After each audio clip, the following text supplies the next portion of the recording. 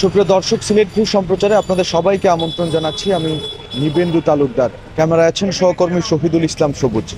আগামীকাল 11ই অক্টোবর সিলেটে পুলিশের নির্যাতনে আলোচিত রায়হান হত্যা মামলার 3 বছর পূর্ণ হতে চলেছে। রায়হান হত্যা মামলার 3 বছর পেরিয়ে গেলেও এখনও শাস্তির আওতায় আসেনি আসামিরা। সিলেটে পুলিশের নির্যাতনে রায়হান আহমেদ হত্যার 3 বছর পূর্ণ হচ্ছে বুধবার। 2020 সালের 10 অক্টোবর দিবাগত মধ্যরাতে সিলেট মেট্রোপলিটন পুলিশের কোতোয়ালি থানাধীন বন্দরবাজার ফাঁড়িতে তুলে নিয়ে রায়হানকে নির্যাতন করা হয়। পরদিন সকালে তিনি মারা যান। পরিবারের অভিযোগ, পুলিশের নির্যাতনেই রায়হানের মৃত্যু হয়েছিল। মামলার 3 বছর পর সাক্ষ্য গ্রহণ প্রক্রিয়া চলছে। এর মধ্যে 69 জন সাক্ষীর মধ্যে 56 জন তাদের সাক্ষ্য দিয়েছেন।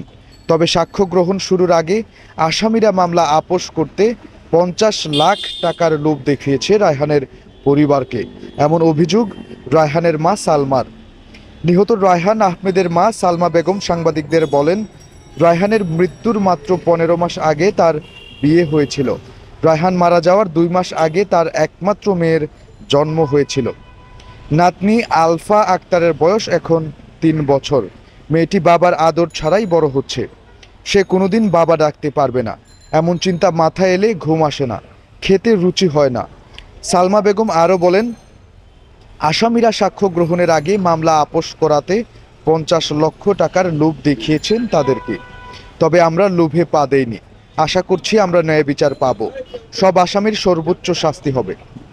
মামলার এজাহারে উল্লেখ্য, 2020 সালের 10 অক্টোবর মধ্যরাতে সিলেট মহানগর পুলিশের বন্দরবাজার ফাঁড়িতে তুলে নিয়ে রায়হান আহমদকে নির্যাতন করা হয়। 11 অক্টোবর তার মৃত্যু হয়। এই ঘটনায় পুলিশি হেফাজতে মৃত্যু আইনে রায়হানের স্ত্রীর করা মামলার পর মহানগর পুলিশের একটি অনুসন্ধান কমিটি তদন্ত শুরু করে। তারা ফাঁড়িতে নিয়ে রায়হানকে নির্যাতনের সত্যতাও পান। ফাঁড়ির ইনচার্জের দায়িত্বে থাকা এসআই আকবর হোসেন ভুইয়া সহ 4 জনকে 12 অক্টোবর সাময়িক বরখাস্ত ও 3 জনকে প্রত্যাহার করা হয়।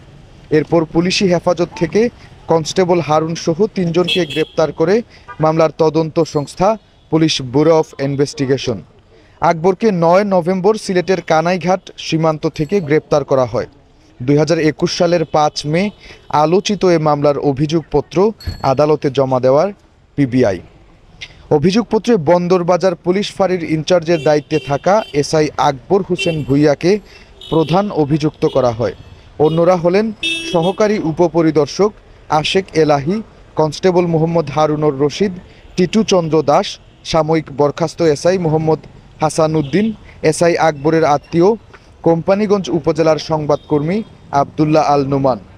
গত বছরের 18 এপ্রিল অভিযোগ গঠনের মধ্য দিয়ে মামলার বিচার প্রক্রিয়া শুরু হয়।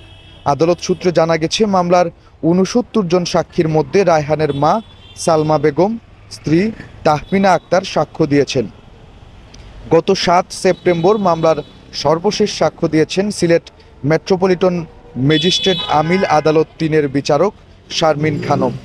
12 অক্টোবর সাক্ষ্য দেওয়ার কথা রয়েছে সিলেট মেট্রোপলিটন ম্যাজিস্ট্রেট 2য় আদালতের বিচারক সাইফুর রহমানের।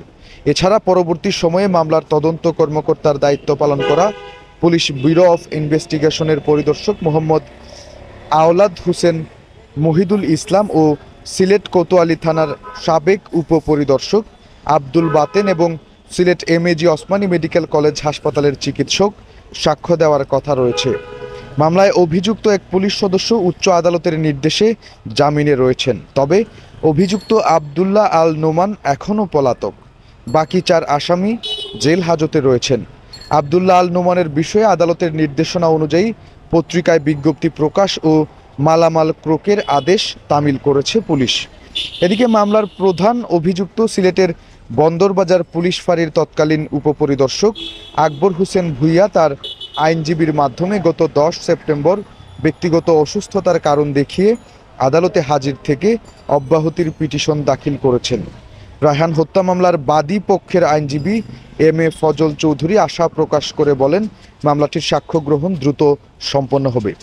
বিচার প্রক্রিয়া শেষে অপরাধীদের সর্বোচ্চ শাস্তি হবে। রায়হান হত্যার 3 বছর পেরিয়ে গেলেও এখনও তার পরিবার আশা করছেন যে রায়হান হত্যায় যারা মূল আসামি আছেন তাদেরকে আদালত সর্বোচ্চ শাস্তি দেবেন। তবে আদালতের বিচার প্রক্রিয়ায় এই ধীর গতির জন্য রায়হানের মা, স্ত্রী সহ তার স্বজনেরা ক্ষোভ প্রকাশ করেছেন। দর্শক, এই ছিল এখনকার মতো আমার কাছে সর্বশেষ। এতক্ষণ আমাদের সাথে থাকার জন্য সবাইকে অসংখ্য ধন্যবাদ।